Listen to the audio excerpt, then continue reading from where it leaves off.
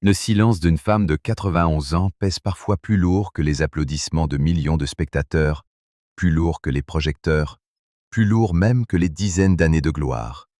Pendant plus de 6 décennies, Nana Mouskouri a chanté pour le monde entier. Mais aujourd'hui, ce n'est ni une note, ni un rappel, ni un triomphe qui bouleverse le plus.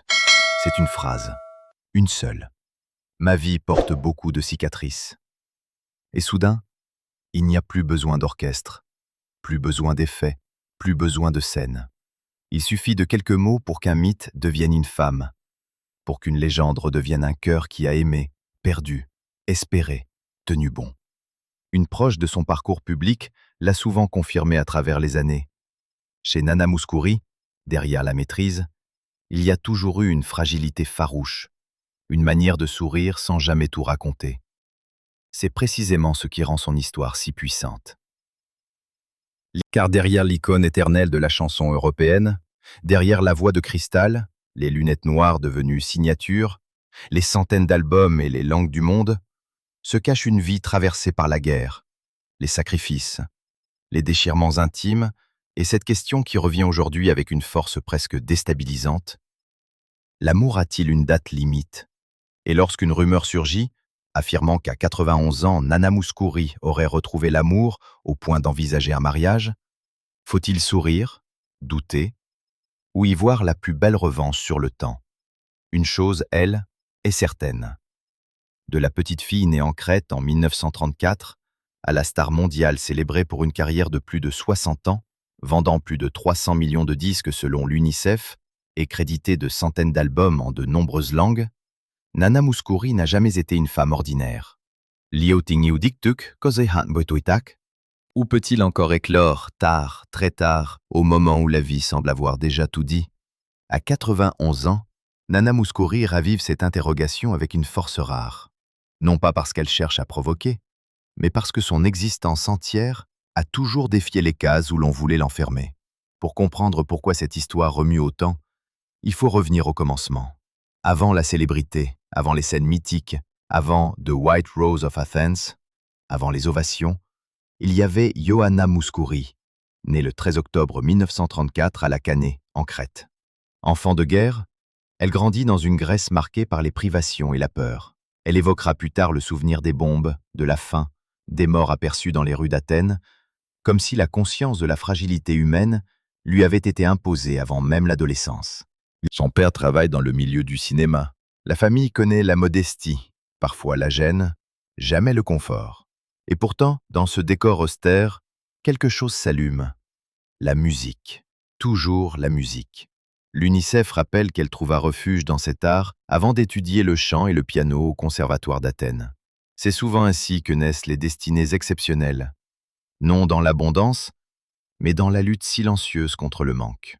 Qui aurait parié alors que cette jeune Grecque, venue d'un monde cabossé, deviendrait un jour l'une des artistes les plus reconnaissables de la planète? Et pourtant, le destin de Nana Mouskouri va prendre une ampleur presque invraisemblable. L'Europe la découvre, puis l'adopte.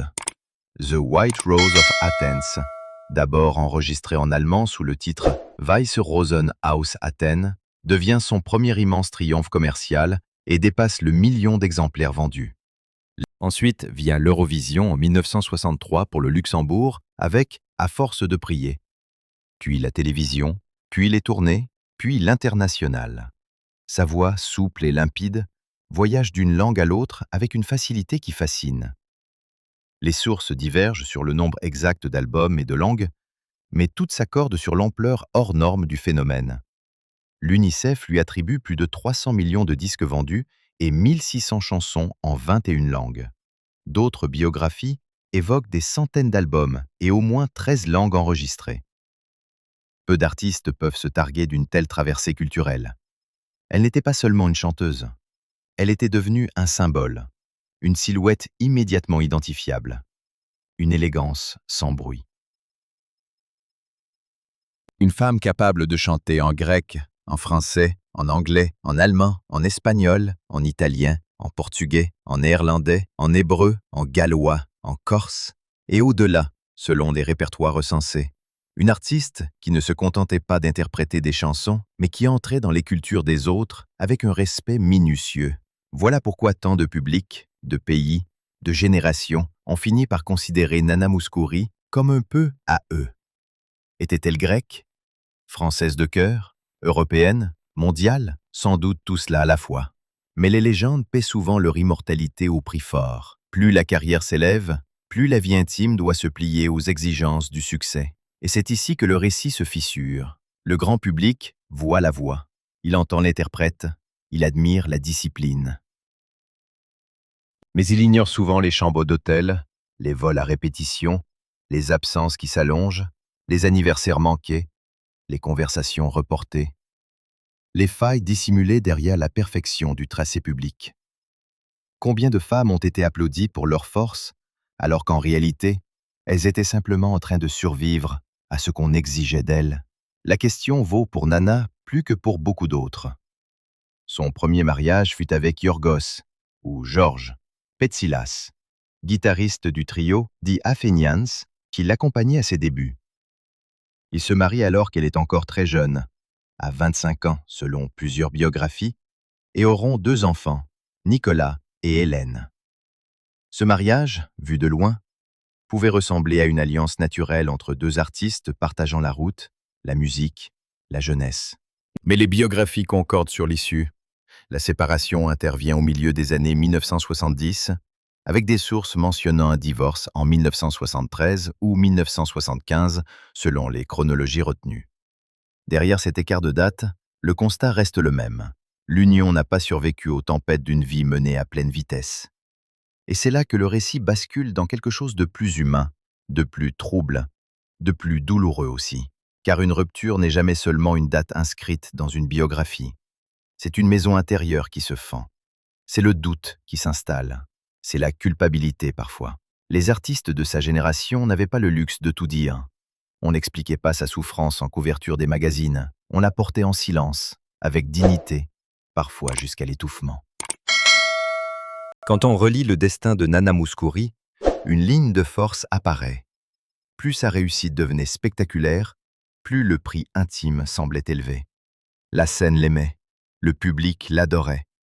Mais la gloire console-t-elle vraiment lorsqu'elle oblige à choisir, encore et encore, entre la maison et la route, entre les enfants et les concerts, entre la fidélité au foyer et la fidélité à sa vocation? Beaucoup admirent les femmes qui ont tout réussi. Très peu regardent les ruines discrètes qu'elles ont parfois dû laisser derrière elles pour tenir debout. Est-ce cela, finalement, la vérité des cicatrices dont on parle aujourd'hui? Non pas des scandales tapageurs, mais des blessures profondes, invisibles, accumulées. Après cette première histoire brisée, un autre nom s'impose dans sa vie. André Chapelle, son producteur. Les biographies sérieuses indiquent que leur relation commence peu après le divorce, puis se déploie sur la durée avant qu'ils ne se marient finalement en 2003 lors d'une cérémonie privée en Suisse. Ce détail a son importance. Il raconte une autre forme d'amour, moins brûlant peut-être aux yeux du public, mais plus patient, plus adulte, plus résistant au vacarme extérieur. Ce n'est pas l'amour des gros titres, c'est celui qui attend, qui endure, qui s'inscrit dans la durée. Alors, lorsque circulent aujourd'hui des récits affirmant qu'à 91 ans, Nana Mouskouri aurait trouvé un nouvel amour et envisagerait encore un mariage, il faut dire la vérité avec précision. Aucune source crédible consultable ne confirme un nouveau fiancé ni un projet de noces à 91 ans. Les sources biographiques disponibles indiquent au contraire qu'elle est mariée à André Chapelle depuis 2003. La rumeur existe dans certains contenus viraux, mais elle n'est pas corroborée par des références fiables. Ce qui rend l'histoire troublante, ce n'est donc pas un fait établi, mais le désir collectif d'y croire. Pourquoi cette rumeur nous attire-t-elle autant? Peut-être parce qu'elle touche à quelque chose de profondément humain, l'idée qu'il n'est jamais trop tard pour être choisi, compris, accompagné. Et c'est ici que le personnage de Nana Mouskouri dépasse la simple biographie, car même son nouveau mariage confirmé, son histoire réveille une interrogation immense. Serait-il déplacé, au fond, qu'une femme de 91 ans veuille encore une cérémonie, une promesse, une robe, Une officialisation? Qui a décidé qu'un certain âge devait condamner le cœur au silence? Qui a décrété que le besoin de tendresse appartenait à la jeunesse et non à toute une vie? Selon vous, est-ce vraiment inapproprié qu'une femme de 91 ans rêve encore d'un mariage? Ou bien est-ce nous qui avons pris la terrible habitude de confondre vieillesse et renoncement? La force de Nana Mouskouri réside justement là. Même à 90 ans, dans une interview reprise par la presse française, elle parlait encore avec franchise de sa santé et de sa volonté de quitter la scène avec dignité, en refusant de tomber sur scène. Le Parisien, à l'occasion de son 90e anniversaire, rapportait aussi une femme lucide, habitée par la gratitude d'être encore là. Elle qui se définissait comme une enfant de la guerre, n'ayant jamais imaginé vivre si longtemps, ni chanter si longtemps. Cette lucidité n'est pas de la résignation, c'est l'inverse. C'est une manière grave et lumineuse de regarder le temps en face. Et peut-être est-ce précisément pour cela que la phrase sur les cicatrices sonne juste, même lorsqu'elle circule davantage comme une confession résumée que comme une citation formellement documentée, parce qu'elle correspond au dessein profond de son existence. Oui, il y a eu les triomphes, mais il y a aussi eu les déchirures. Oui, il y a eu les records, mais il y a aussi eu les sacrifices. Oui, il y a eu les robes de scène, les chansons éternelles, les plateaux de télévision, mais il y a aussi eu la solitude entre deux villes, la peur du déclin, les années de douleur physique qu'elle a déjà évoquées dans la presse, et cette fatigue morale que seuls comprennent ceux qui ont dû rester solides pour tout le monde. Car les échecs de carrière, dans le cas de Nana, ne ressemblent pas forcément à l'échec tel que le public l'imagine. Une artiste de cette taille n'échoue pas seulement quand un disque vend moins. Elle souffre aussi lorsque les époques changent, lorsque la mode se détourne, lorsque l'industrie veut de nouveaux visages, de nouvelles voix, de nouveaux récits. Il y a une violence sourde dans le monde du spectacle, celle qui vous acclame un soir et vous juge démodé le lendemain. Nana Mouskouri a traversé ces mutations sans disparaître, mais aucun traversé de 6 décennies ne se fait sans moment de vertige. Chaque retour est un combat, chaque maintien au sommet est une négociation avec le temps. Et pourtant, elle a tenu. Mieux, elle a élargi sa vie au-delà du chant. En 1993, elle devient ambassadrice de bonne volonté de l'UNICEF. De 1994 à 1999, elle siège au Parlement européen comme députée grecque. Voilà un autre aspect fascinant du personnage. Chez elle, la célébrité ne s'est pas contentée de produire de l'image. Elle a aussi servi à porter des causes, à représenter quelque chose de plus grand qu'elle-même. N'est-ce pas là aussi une forme de cicatrice sublimée? Transformer les blessures de l'enfance, la mémoire de la guerre, l'expérience de la fragilité en engagement public. Mais revenons au cœur du vertige. L'amour tardif, ou plus exactement, le besoin d'un compagnon de fin de route. Il y a dans cette idée quelque chose qui trouble énormément nos sociétés. Nous acceptons qu'une femme âgée soit respectable, courageuse, élégante, inspirante, charitable, sage. Nous avons plus de mal à accepter qu'elle soit encore amoureuse, encore désirante, encore prête à célébrer un lien. Comme si l'âge devait polir les émotions jusqu'à les rendre décoratives. Comme si, passé un certain seuil, on n'avait plus le droit d'attendre autre chose que le souvenir. Et pourtant, quelle confession pourrait être plus humaine que celle-ci? Il serait bon de trouver quelqu'un pour accompagner la fin de sa vie. Il n'y a rien de spectaculaire là-dedans. Rien d'excentrique, rien de frivole. C'est même sans doute l'aveu le plus profond de tous. Après les records, les honneurs, les voyages, les palais des congrès, les télévisions, les bouquets, les standing ovations, ce que l'être humain cherche encore, au bout du compte, c'est une présence, une voix dans la pièce voisine, une main qui connaît les silences, un regard qui ne demande aucune performance. Et c'est ici que Nana Mouskouri devient plus qu'une star.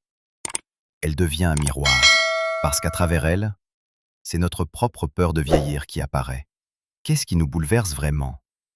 Qu'une femme de 91 ans puisse encore envisager l'amour? Ou l'idée qu'à cet âge, nous-mêmes espérerions encore être aimés? On comprend alors pourquoi son histoire remue autant les consciences. Non parce qu'elle confirmerait un conte de fées tardif, mais parce qu'elle pulvérise une convention tacite. Non, la vie sentimentale ne s'arrête pas automatiquement quand les cheveux blanchissent.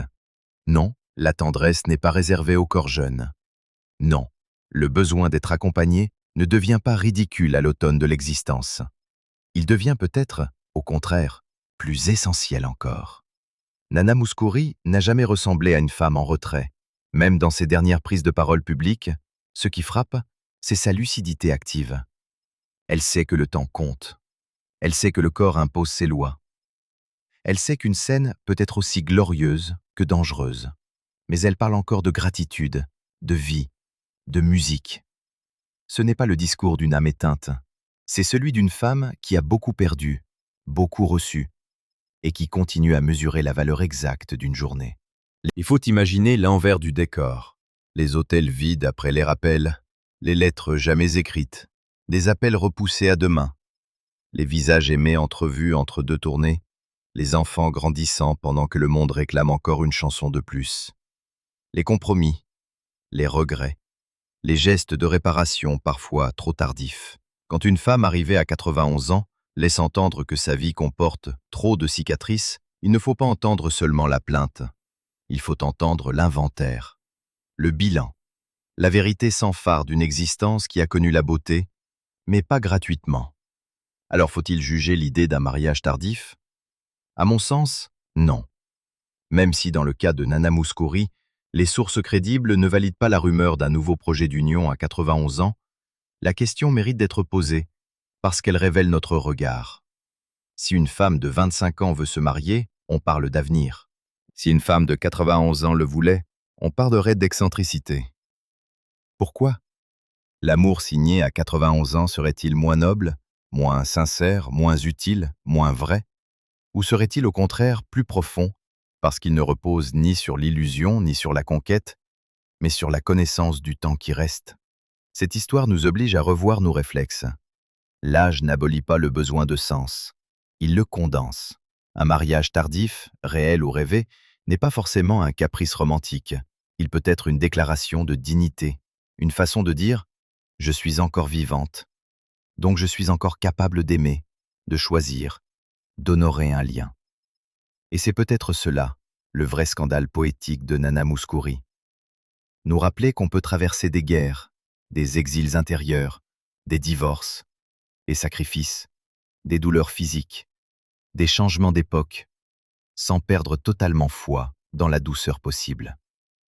Quelle autre victoire mérite davantage le respect?